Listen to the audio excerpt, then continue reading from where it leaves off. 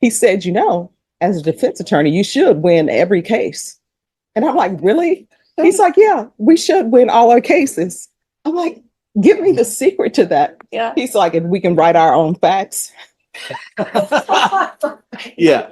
And I was like, Welcome back, guys. Today, we're diving into the courtroom with the one and only Judge Boyd, where she's joined by Kelsey, a second-year law student getting her first taste of the legal world. From hilarious chats about courtroom art to Judge Boyd's jaw-dropping stories of her own law schools and bar exams, this video with laughs and real talk. But will Kelsey get the ultimate courtroom? Stick around to find out.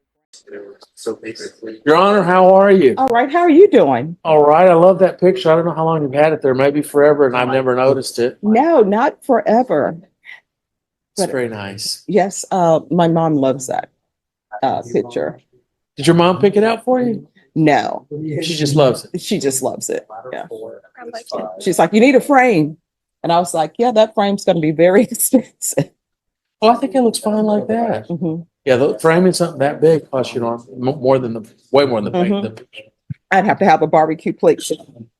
I like that canvas look where it just goes around the edge. I think that looks fine. Oh, well, thank you. I'm gonna You're tell her fine. You said so. No, don't tell her that. She'll think. You want to see now.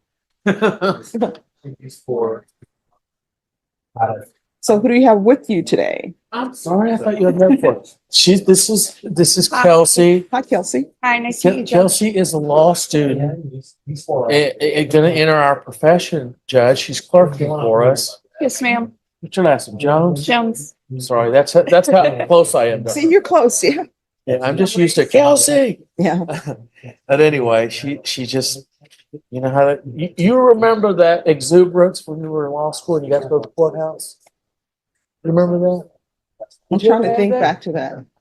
It wasn't that long ago. No, it was Judge. something. Yeah, I'm like thinking years. I will tell you, it was a terrifying experience though, because even though when I started out, because I did the clinic at St. Mary's, Mhm. you had your bar card, but somebody else was signing their name to everything, but you were still the student attorney. So there was sort of a great safety net. Then after I first started practicing and I got my first case, it was sort of terrifying because you're not practicing on anybody anymore. You're signing your name and everything comes back to you. You're like, Yeah. heart rush. Oh, well, no wonder your first experience was traumatizing. That is so sound dramatic. So what year you in? I am going into my second year, Judge. Oh, awesome. Once you get to the second year, it's Yeah, it's smooth quick. sailing. oh yeah, and it moves very quickly. Yes, Judge. And then you're studying for the bar, Yeah. which do you know, I think I want to say in Louisiana, because COVID happened Mhm.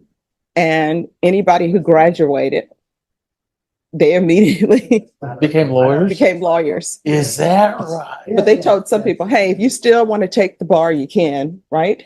Yeah, I'm sure they were lining up for that. Oh no, I think, the gunners, as we call them. I'm sure they're like, I want to be number one. Let me take it. But some people were upset. They were saying the reason why it was done, because one of the people who made the decision, I think their niece or granddaughter or something was a part of that graduating class. And they're like, no, I wasn't even a part of the vote, Interesting. So for anybody who wanted to be an attorney in Louisiana at that time, that was one of the things. You're like, yay. And I'm sure the people were coming up behind them like, curse if I would have just been here yes, earlier. exactly. That's just not right. Oh, yeah. I honestly, I don't even think the bar exam is a good indication of how you would do as an attorney. It would be better if your first year in law school, you get the basics. Mhm. And then year 2 and 3, you practice under an attorney. The only problem with that, what attorney would you practice under, And they could have you practice on an attorney who does civil, practice on an attorney who does criminal or who does taxes or whatever. That will give you a better idea, I think, of what you want to do, Yeah. because there are some people who started out 100% want to do criminal law. Then they did it for about 6 months. They're like, I hate this. And then they moved to civil. So I kind of like the way the MDs do rotations. Mhm. You figure out what's for you, what you hate. No, I agree. I wonder if they've ever studied the correlation between bar rate, success, or how well you do. And I bet there's no relation. No. None. It's all memorization. Oh, yeah. What does that teach? Oh, it doesn't teach you Sit anything. down for 8 hours a day and memorize. Well, you know what someone told me, because studying for the bar, I got very sick. So I ended up with the flu. I ended up with a sinus infection and ear infection. Oh, no. And the part I missed, the practice part I missed, was constitutional law. And I was just like, that'll be fine. There's not too much you can add to constitutional law for a fact pattern, because it is what it is. And then criminal law, I wasn't concerned about because I love criminal law. And so we were studying. And I was sitting there putting drops in my ears, studying like this. And what calmed me down was a couple came in, and I want to say it was this is going to be their 5th time trying to pass the bar. Oh, wow. And I think Oh my after God. that time, if you don't pass it, you have to go back and repeat your first year. Wow. So I'm like, oh my gosh, I've said, I'm going to be praying that you guys, Yeah. pass it. And so then right after they came in, a guy came in and he's like, Stephanie. I'm like, yeah. He's like, you know what you need to pass the bar? I'm like, what? He's like, do you have a C in you? He's like, because basically you need a C on every day. He's like, it doesn't even have to be a high C. Do you have I'm like, I have a C in me. I'm good to go. And so thank God for that person. And then there was another person, because I didn't take oil and gas, because you have so many courses that you can take. And some people were taking oil and gas because a lot of people were in the oil field and they were just becoming an attorney for that.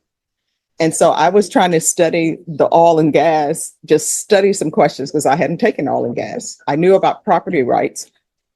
And one of the people from my section, which was section C, he came in, he's like, Stephanie, let me explain oil and gas to you. So there was a racer board. He's like, this is a derrick. This is this, this is this. You can't get gas from here. You can't get the oil from here. And if you get oil from here, there's other repercussions. He gave me an oil and gas course in about 20 minutes. Wow. And there was an oil and gas question on the essay. And then I read it and I was just smiling, because exactly what he told me was that one question. And I will tell you, I wrote more about the oil and gas question, even than the criminal law question. I was just like, yay. And then when all else fails, because I didn't take commercial instruments either, but I was like, I knew about checks. I guess people don't write checks anymore, but I knew about checks. So I took that. And one of my professors, in the back of my mind, he said, really, the bar exam is, they don't want you to do anything unethical. They're testing that. I said, I 100%, I know the answer to this question about 80%. I said, and then let me throw in some ethical things so that people know I'm not going to do unethical things. So that's what you have to remember about the bar. Thank What they're you. looking for. Yeah. Thank you, But Judge. I think they changed. I think they changed the way the test was, because I think the first day was multi, They changed it all around. and then the middle was essay, and then the third one was that civil procedure or something? State stuff, right? Yes. Yeah. And let me just tell you about the third day, Mhm. because I ended up selling Westlaw so that I could afford their bar prep, because I didn't have money. Mhm. I didn't even have books in law school, Yeah. but because I was on a budget. But they would teach you third day. They're like, Stephanie, you got to come to the third day, even if you don't have money for it. But at the third day, I think that cost $250. I'm like, I don't have $250 for that.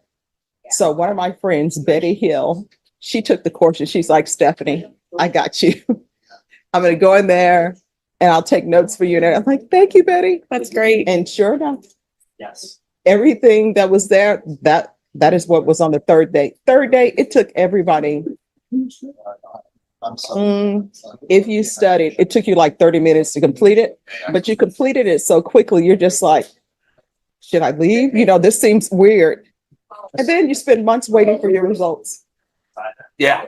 That's the worst part. It's the waiting. Oh, yeah, because I took the February bar Oh, wow. And I had one more law class. Well, I was still in law school, but they allowed you to take it if you had so many credits. Mm. So I took the February bar because I was like, if I don't pass, I can still take it in the summer. And I'm Oh, like, I want to pass, right? And it was so funny because you're waiting for your results. It's to me, with the bubble questions, they should have been able to just shoot that in a machine and tell you what your score Right. is. yeah. So you could have some idea. So it got to the point where you're waiting and waiting. And at first waiting is bad, but then you're like, maybe it's best that I not know. I can just Yeah.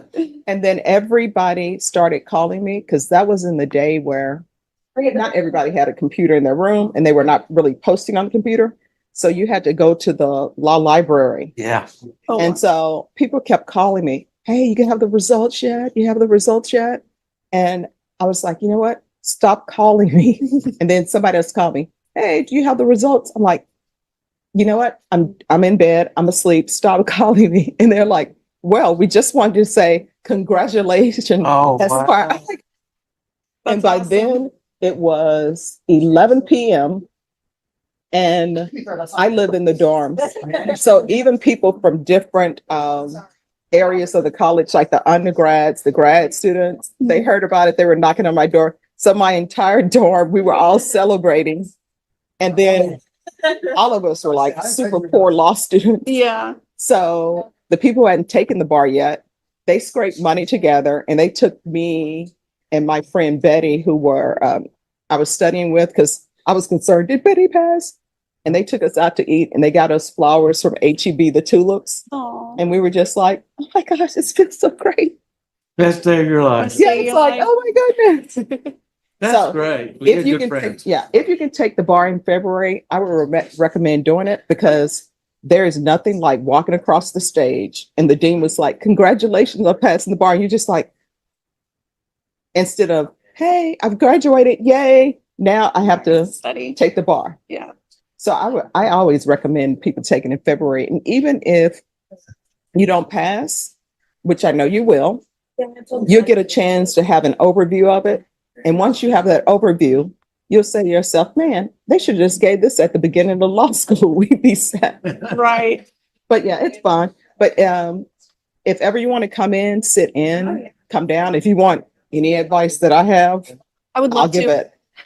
I would love to, Judge. Okay, sure. Awesome. Well, come down anytime. Thank We're you. here Monday through Friday. We actually are going to be in jury trial today unless all these cases work out. So if you want to come and sit in on a trial, we do jury selection today. Okay. And then Wednesday, testimony will start. Thank you. Thank you for the opportunity. I'll Sure. definitely take you up on that sometime. Okay, awesome. You should take a picture with With Joey on the with Joey. Thank you, Judge. He's constantly looking at me no matter where I move. Yeah. Can't get rid of him. Let me tell you, his eyes follow me and Angelini's eyes follow me. Oh, but Angelini looks like you're about to get in trouble. Yeah. Yeah. It's like, hey, you know, Thank Thank you. you. you're welcome. Judge Boyd is, before she was on the bench, we go back a long ways. We go back long. Very, very well respected lawyer. Very. Oh, she was thank you. Great. think For so. you. I ended up trying the case with Joey. I was sitting with Pat Hancock. I don't know if you remember that Was case. this a murder? Yes. Was that? Oh, One thing that Cornelius Cox told me when I was starting out, Mhm. he's like, Stephanie. I'm like, what, Cornelius? He said, you know, as a defense attorney, you should win every case. And I'm like, really? He's like, yeah, we should win all our cases. I'm like, give me the secret to that. Yeah. He's like, if we can write our own facts. yeah. And I was like, you're right. We can, Cornelius, we cannot write our own facts. So remember that. You can win every case if you could write your own facts, but you can't. Yeah. But this profession, it's great. And I will tell you, sometimes you're going to have clients who are very angry with you. And you're going to think, oh my gosh, why am I in this profession? Because really criminal law is very hard because you see sometimes the worst, I'm used to that. situations. But you probably will have a client who will not appreciate you. You'll have like 8 clients like that. And then you'll see the 9th client and the 9th client will appreciate you. And then you'll be like, I can go on. It's all Yes. worth it. That's, Oh, yeah. that ninth one makes it worth it. You're absolutely right. Oh, yeah. Because And that's, it's always the ones that you do the most for that complain the loudest. oh, that is That's so true. Yeah, I worked corrections and detention for 4 years, Mhm. did pretrial supervision for a year. I know that lesson, and it's always the yeah. ones that you put the most time in that are the most ungrateful, but you still got to do it, you know? Well, you know, I learned that when you do a lot of things for your clients and it's free, they tend not to appreciate it. Yeah. Because there are some clients I would have, well, not really some, all of my clients, if I'm just coming in to get a reset, Mhm. I was like, they're like, oh, we'll pay you to come. I'm like, no, I'm just coming in, talking, getting you a reset. We're done. Some people appreciated that. Some people did not. That's interesting. So, guys, today we hung out with Judge Boyd and Kelsey, a law student stepping into the courtroom for the first time.